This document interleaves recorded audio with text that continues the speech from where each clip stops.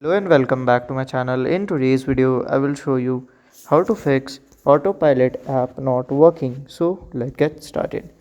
So here we can see the Autopilot app. If it's not work, then you have to follow this instruction.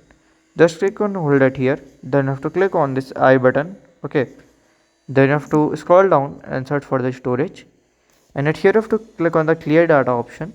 Just click on the clear data and it should work. If it's not work, you have to check for update. So here I will just open it. So here we can say it is working for me. If it's not working for you, then you have to open your google.com or you have to open your play store. You have to search for the Autopilot app. Then you have to click on the here app and install it at here or update it from here. So by this we can just do it. So the third solution is to you have to reinstall the app. So reinstallation easy, just install it, like uninstall it, then install it again and it should work.